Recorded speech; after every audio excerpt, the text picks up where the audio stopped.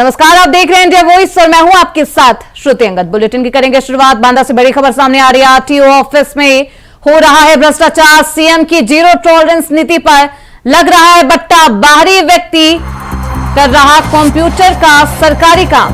गाड़ी रजिस्ट्रेशन और driving licence के नाम पर लेता है कमीशन।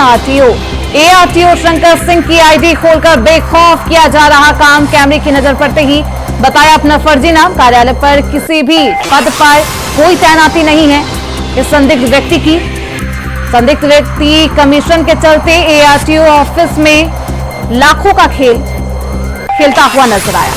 आरटीओ ऑफिस के भ्रष्टाचार का वीडियो सोशल मीडिया पर वायरल है। आरटीओ सौरभ सिंह ने जांच के आदेश भी दिए हैं। तो गाड़ी रजिस्ट्रेशन और ड्राइविंग लाइसेंस के नाम पर ये व्यक्ति कमीशन लिया करता था। किसी भी पद पर एआरटीओ ऑफिस में इसकी तैनाती नहीं है। अब इस पूरे मामले का वीडियो भी सोशल मीडिया पर वायरल है। तो आरटीओ ऑफिस में भ्रष्टाचार लगातार जारी। क्या नाम है आपका? क्या नाम है आपका? किस काम कर रहे हैं तभी तो बता दीजिए ना। किस पोस्ट पे? डीबी साहब। चैम्बर तो आपका है नहीं? ये चैम्बर नहीं है? नहीं होता है। नहीं, आप अभी नाम तो गणेश शर्मा बता रहे हैं ना आप अपना? जाने की क्या होता है? क्या नाम है आपका? क्या नाम है आपका? किस काम कर रहे हैं तभी तो वही कन्नौज से बड़ी खबर सामने आ रही है। एसपी ने 36 पुलिस कर्मियों को के कार्य क्षेत्र में बदलाव किया है। 16 उप निरीक्षकों समेत 36 पुलिस कर्मियों के तबादले किए गए हैं। उप निरीक्षक मनोज कुमार शर्मा हसेरन चौकी इंचार्ज बनाए गए हैं। कचहरी चौकी इंचार्ज इमरान खान को मिला है। साइबर थाना उप निरीक्षक किशनवीर, चौकी प्रभारी कस्बा थाना सकरावा बनाए गए हैं। 36 पुलिस कर्मियों के तबादले हुए हैं एसपी के द्वारा। 36 पुलिस कर्मियों के कार्यक्षेत्र में यह बदलाव किया गया है। उप निरीक्षक मनोज कुमार शर्मा हसीरन चौकी के इंचार्ज बनाए गए हैं। कचहरी चौकी इंचार्ज इमरान खान को दिया गया है। साइबर थाना उप निरीक्षक किशनवीर, चौकी प्रभारी कस्बा थाना सकरावा बनाए गए हैं। तो 36 पुलिस कर्मियों के कार्यक्षेत्र में यह अहम बदलाव किया गया है।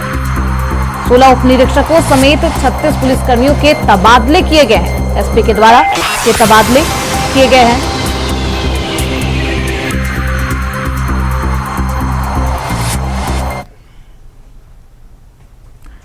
तो वहीं झारखंड में विधानसभा चुनाव होने के बाद सभी पार्टियां और प्रत्याशियों के बीच जीत हार की चर्चा होने लगी है। चारों ओर प्रत्याशियों की जीत हार का आकलन भी तैयार किया जा रहा है। हालांकि हार जीत का फैसला 23 नवंबर को मतगणना के बाद होगा, यानी कि काउंटिंग के बाद तस्वीरें साफ हो जाएंगी। सभी लोग काउंटिंग का इंतजार कर रहे हैं। कई लोग अपने प्रत्याशियों की जीत सुनिश्चित मानते हुए मिठाई भी बांटने लगे हैं। सभी प्रत्याशी अपने अपने पक्ष में आने वाले वोटों के आकलन में लगे हुए हैं। वहीं चुनाव के बाद सियासी घमासान भी जारी है। राजमहल विधानसभा में चुनाव के दौरान दियारा क्षेत्र में बोगस वोटिंग की सूचना मिलने के बाद बीजेपी पेन ड्राइव लेकर जिला प्रशासन के पास पहुंची है। चुनाव अभिकर्ता ने कहा है कि बूथ नंबर 358, 359 पर बोगस मतदान की शिकायत मिलने के बाद हमारे प्रत्याशी पहुंचे हैं और पीठासीन पदाधिकारी से इसकी शिकायत भी की है। पीठासीन पदाधिकारी से की गई है, लेकिन उन्होंने किसी प्रकार की कोई कार्रवाई नहीं की है। हालांकि जिला प्रशासन ने कहा है कि वीडियो फुटेज सामने आने के बाद कार्रवाई भी की जाएगी। इस पूरे मामले पर अब सियासत भी तेज है। इसे लेकर सियासत गर्म हो चुका है। झारखंड विधानसभा चुनाव के बाद अब चर्चा अंकगणित की होने लगी है।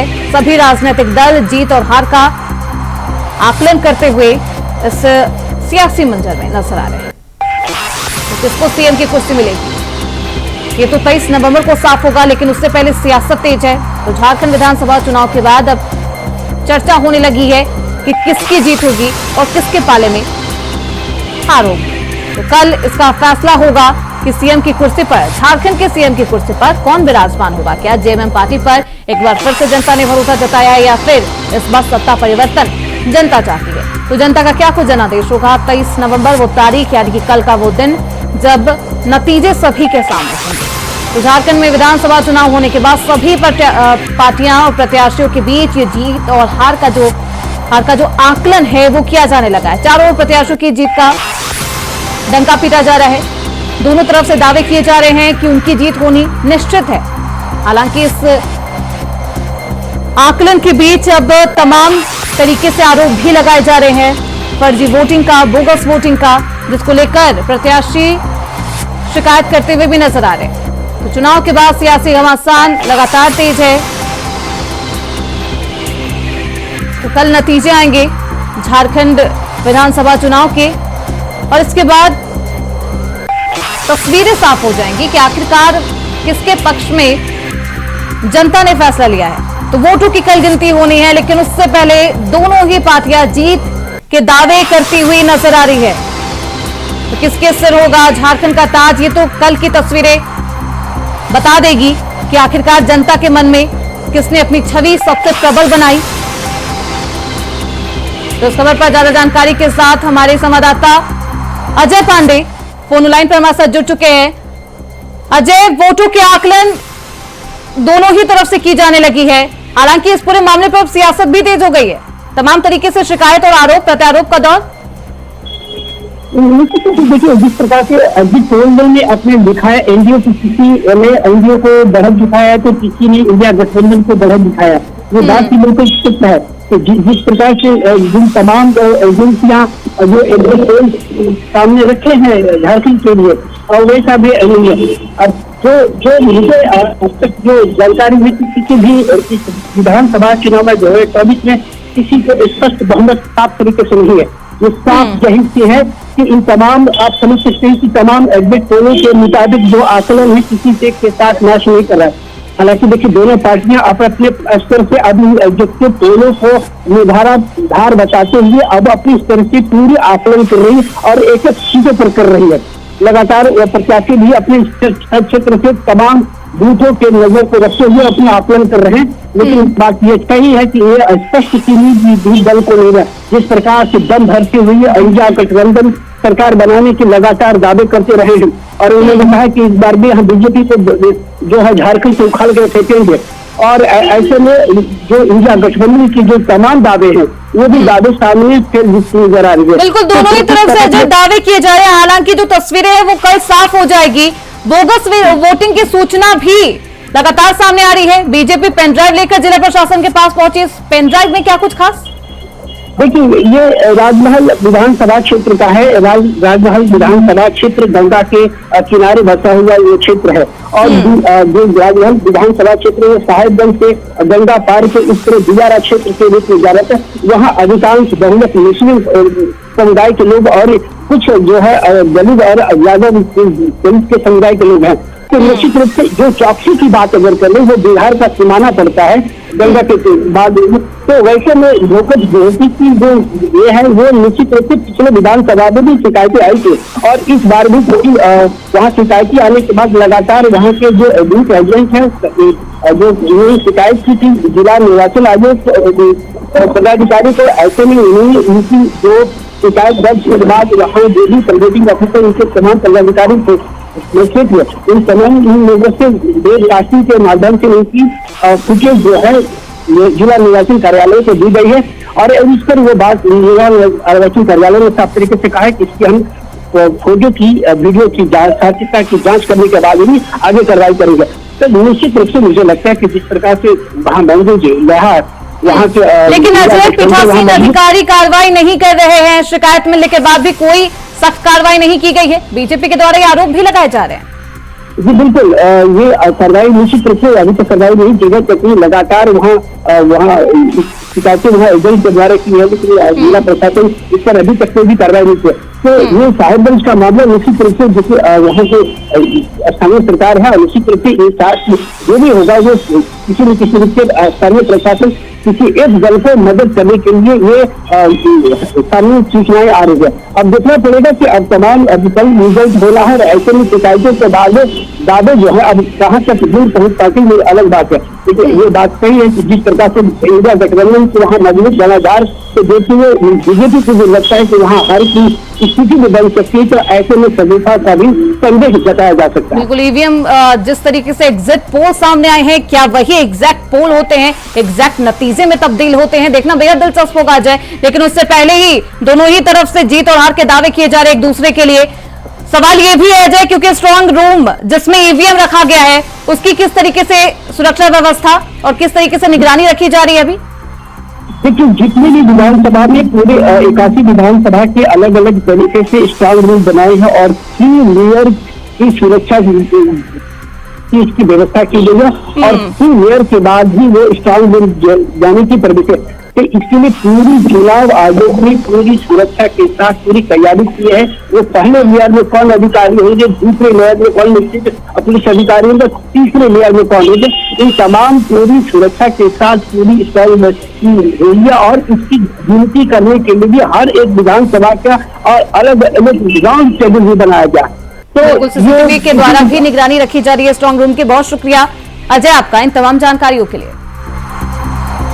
तो कल आएगा फैसला, 23 नवंबर को तस्वीरें साफ हो जाएंगी कि आखिरकार जनता का जनादेश किसके पक्ष में आया। खबरों में बढ़ते आगे, महाराष्ट्र और झारखंड विधानसभा चुनावों के साथ राज्यों में उपचुनाव की प्रक्रिया भी पूरी हो चुकी है। प्रत्याशियों को इंतजार अब 23 नवंबर का है। वोटिंग के बाद एग्जिट पोल के आंकड़े भी आ गए हैं। राजस्थान की 7 विधानसभा सीटों पर उपचुनाव हो चुका है। चुनाव के बाद हार जीत के कयासों का बाजार जोरदार तरीके से गर्म है। वहीं नतीजों को लेकर फलौदी सट्टा बाजार के स्टोरी भी एक्टिव नजर आ रहे हैं। उपचुनाव में बीजेपी को 4 से 5 सीटों पर जीत बताई जा रही है। वहीं कांग्रेस और अन्य दल को एक-एक सीट पर जीत मिलने का अनुमान है।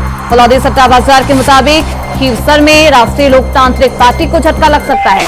तो उपचुनाव को लेकर जीत का दम लगातार दोनों ही पार्टियां भरती हुई नजर आ रही है। ये जो मुकाबला है खासतौर पर भाजपा बनाम कांग्रेस है। 7 सीटों पर राजस्थान में उपचुनाव हुआ है, जिसको लेकर दोनों ही तरफ से पार्टियों ने जीत का दावा किया है। लेकिन जिस तरीके से एग्जिट पोल सामने आ रहे हैं उसमें भाजपा को बढ़त मिलती हुई नजर आई, यानी कि भाजपा को 4 या 5 सीटें मिलती हुई नजर आ रही है। हालांकि ये फलौदी का जो दावा है, सट्टा बाजार का जो दावा है, क्या वही एग्जैक्ट तस्वीरें कल नजर आती है, देखना बेहद दिलचस्प होगा। लेकिन जिस तरीके से एग्जिट पोल के सामने आने के बाद सियासत तेज हो गई है और उसको लेकर अब दोनों ही तरफ से बयानबाजी भी की जा रही है, वोटों का आकलन किया जा रहा है। तो महाराष्ट्र और झारखंड विधानसभा चुनाव के साथ ही राज्यों में उपचुनाव की प्रक्रिया भी पूरी हो चुकी है और ऐसे में उपचुनाव को लेकर राजस्थान में सियासत तेज है। प्रत्याशियों को अब 23 नवंबर यानी कि कल का इंतजार है। कल वो तारीख है जब तस्वीरें साफ हो जाएंगी कि आखिरकार जो एग्जिट पोल सामने आए हैं क्या वही एग्जैक्ट नतीजे होते हैं। वोटिंग के बाद एग्जिट पोल के आंकड़े सभी को चौंका रहे हैं। बीजेपी के लिए जहां खुशी की लहर है, खुशी की खबर है, क्योंकि 4 से 5 सीटें मिलती हुई नजर आ रही है, यानी कि भाजपा बढ़त में दिखाई दे रही है। 7 विधानसभा सीटों पर चुनाव हुआ है, उपचुनाव हुआ है, जिसको लेकर भाजपा की तरफ से लगातार 7 सीटों पर जीत के दावे किए जा रहे हैं। लेकिन एग्जिट पोल को देखें तो 4 से 5 सीट जीत सकती है बीजेपी। वहीं दूसरी तरफ एक सीट कांग्रेस के पाले में है एग्जिट पोल के अनुसार, तो वहीं एक सीट अन्य यानी कि निर्दलीयों के खाते में नजर आ रहा है। तो दोनों ही तरफ से जीत के दावे किए जा रहे हैं, जीत को लेकर दम भरा जा रहा है। हालांकि फलौदी सट्टा बाजार के मुताबिक खीवसर में राष्ट्रीय लोकतांत्रिक पार्टी को झटका लग सकता है, यानी कि आरएलडी के लिए कोई अच्छी खबर नहीं है। हालांकि ये सट्टा बाजार का एग्जिट पोल है, अनुमान लगाया जा रहा है, ये कयास है, नतीजे क्या होते हैं ये तो कल की जो तस्वीरें हैं, बैलेट पेपर जब काउंटिंग होगी, वोटों की गिनती होगी, उसके बाद ही तस्वीरें सभी के सामने साफ हो पाएंगी। तो चुनाव में जीत का दम लगातार दोनों ही तरफ से भरा जा रहा है। तो इस खबर पर ज्यादा जानकारी के साथ हमारे संवाददाता कुलदीप सैनी जयपुर से हमारे साथ जुड़ चुके हैं। कुलदीप, वोटों का आकलन किया जा रहा है, लगातार गुनागणित करने में दोनों ही पार्टियां, दोनों ही दल बिजी नजर आ रहे हैं। देखिए, राजस्थान में महज 24 घंटे का वक्त बचा है जब भारतीय जनता पार्टी, कांग्रेस और आरएलपी और बीएसपी पार्टी, तमाम पार्टियों के जो दावे किए जा रहे थे उस चुनाव के अंदर, इस चुनाव के दावे की तमाम पोल खुल जाएगी, क्योंकि हमने देखा कि इस चुनाव के दौरान तमाम पार्टियों की दावे जरूर किए गए थे, लेकिन जनता ने किसको मोहर लगाई है ये आने वाला वक्त बताएगा। लेकिन फलौदी सत्ता बाजार जो राजस्थान का ऐसा बाजार है जहां पर तमाम प्रत्याशियों की जीत के पहले ही आकलन किया जा सकता है, यानी कि एग्जिट पोल से पहले ही फलौदी सत्ता बाजार ये बता देता है कि किस तरीके के इस बार परिणाम आने वाले हैं। अगर आप बात करें इस बार के फलौदी सत्ता बाजार की, तो भारतीय जनता पार्टी को महज यहाँ पर 3 सीटें दिखाई दे रही है, वहीं कांग्रेस के खाते में 1 सीट है। हालांकि हमने देखा कि आकलन कितना पुष्ट हो सकता है। पिछले जो विधानसभा चुनाव हुए थे और उन आंकड़े पे अगर हम बिल्कुल गौर करें तो महज 2-5 सीटों का डिफरेंशियल वहां पर रहा, लेकिन जो सत्ता बाजार रहा, सत्ता बाजार का पूरा आंकड़ा बिल्कुल सामने था और बिल्कुल सटीक आकलन नीचे और किया गया था। लेकिन लोकसभा चुनाव में आकलन पूर्ण नजर आया।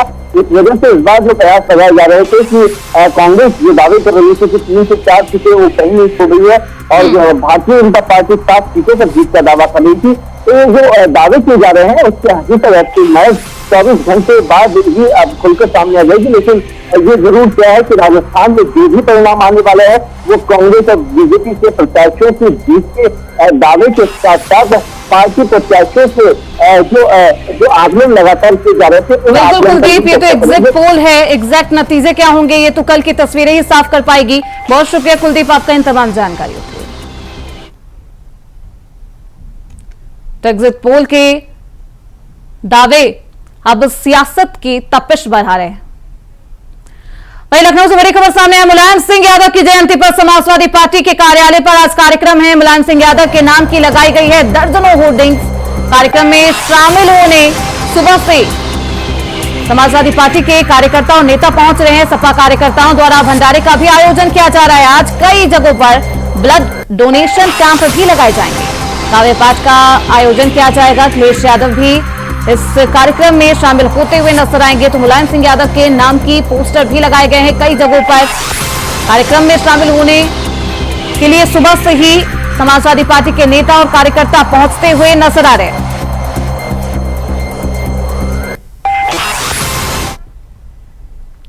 वहीं लखनऊ से बड़ी खबर सामने आ रही है। बसपा प्रमुख मायावती ने बड़ा बयान दिया है शाही जामा मस्जिद विवाद को लेकर। मायावती का यह बयान सामने आया। सरकार और उच्चतम न्यायालय को संज्ञान लेना चाहिए। उत्तर प्रदेश के संभल जिले की शाही जामा मस्जिद को लेकर एक बार फिर से विवाद गहराता हुआ नजर आ रहा है। सुनवाई और फिर उसके फौरन ही आपाधापी में सर्वेक्षण की खबरें राष्ट्रीय चर्चा तथा मीडिया की सुर्खियों में है। उन्होंने कहा, मायावती के द्वारा यह पोस्ट किया गया है जिसमें वो कहती है किंतु इस प्रकार से सद्भाव और माहौल को बिगाड़ने का संज्ञान सरकार तथा माननीय उच्चतम न्यायालय को जरूर लेना चाहिए। तो एक बार फिर से जामा मस्जिद को लेकर विवाद गहराता हुआ नजर आ रहा है। वही खबर पश्चिम चंपारण के नरकटियागंज का है, जहां अस्पताल में प्रसूता की मौत मामले में परिजनों ने अस्पताल में जमकर हंगामा किया। बता दें कि परिजनों ने ANM और डॉक्टरों पर इलाज नहीं करने का आरोप भी लगाया। परिजनों ने आरोप लगाते हुए कहा कि प्रसूता को जहर वाला इंजेक्शन देकर मारा गया। वहीं हंगामे की सूचना पर अस्पताल के कर्मियों के अलावा चिकित्सा पदाधिकारी डॉक्टर रजनीकांत प्रवीण वहां पहुंचे और परिजनों को समझा बुझाकर मामला शांत कराया गया।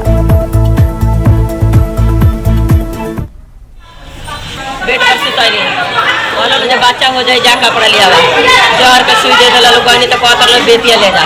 हम कहीं अभी में जागता नहीं बेतिया का लेके जाए 3 बेर लगाता जागता नहीं थे। तब लगा हमारे एगो बहन मारी रीमा देवी का कहता रही चुपचाप रहा बेतिया लेके जा, चुपचाप रहा बेतिया लेके जा। और डॉक्टर कोई ना रहे, कोई आदमी ना रहे, खाली नर्स वाली लोग खाली कहता है बेतिया लेके जा, बेतिया लेके जा। तो ये तो हम लोग नहीं रोए, सब तो लोग नहीं रोए। हाँ सब तो लोग नहीं रोए, सब तो लोग नहीं रोए।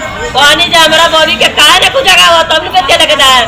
तो हमको जोर सुई तो पढ़ाई दे दे रहे बॉडी कपड़ा लिया हो जाता हमार बॉबी ना बोत रही, हमार बॉबी ना बोत रही हो दादा, हमार बॉबी ना बोल रही है को बेरिया।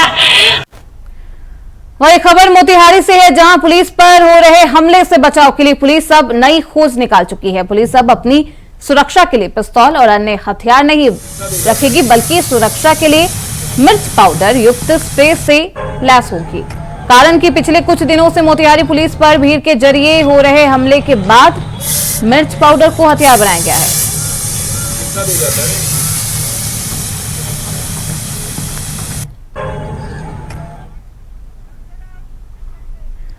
खबर छपरा से है, जहां कचहरी रेलवे स्टेशन पर राजकीय रेल पुलिस के द्वारा नशाखुरानी गिरोह के 2 सदस्यों को पकड़ा गया है। इन अपराधियों की गिरफ्तारी उस समय हुई जब जीआरपी के अधिकारी और जवान प्लेटफॉर्म पर चेकिंग कर रहे थे। चेकिंग के दौरान एक अपराधी पुलिस बल को देखकर भागने लगा। इस पर पुलिस के जवानों ने अपराधी को गिरफ्तार कर लिया। अपराधी के पास से काफी संख्या में नशीला पदार्थ, नशीली दवाएं, मोबाइल और एक स्टोरी बैग समेत 3 बैग बरामद किया गया है। उसकी निशानदेही पर जीआरपी ने एक दूसरे अपराधी को भी गिरफ्तार किया है। भारी मात्रा में नशे की खेप इन अपराधियों के पास से बरामद किया गया है। नंबर प्लेटफॉर्म पर हम लोग शराब एवं नशाखुरानी के विरुद्ध चेकिंग कर रहे थे। कुछ शिकायत मिली थी थाने से, नशा मिला करके उसका मोबाइल, पैसा सब ले रहा है। उसी क्रम में हम लोग चेकिंग अभियान शुरू किया। तो हम लोग चेकिंग कर रहे थे, 3 नंबर पर गाड़ी लगी हुई थी सुबह 6 बजे वाला। उसी में सोनू कुमार नाम करके एक लड़का जो है हम लोग को देख करके भागने का कोशिश किया। शक के आधार पर उसको बल के सहयोग से पकड़े और पूछताछ किए तो घबराने लगा। उसके बाद इसको यात्री के समक्ष जब चेकिंग किया गया तो इसके ये छोटा पर्स, एक ठो ये बड़ा वाला ये फूले, उसमें 5 गो मोबाइल, ये सोना जैसा ये काम का है, ATM, पैन कार्ड और एक्टिव वाहन टर्बो इसके पास से बरामद किया। और 2 फिलहाल इसी के साथ इस बुलेटिन में बस इतना ही। देखते रहिए इंडिया वॉइस।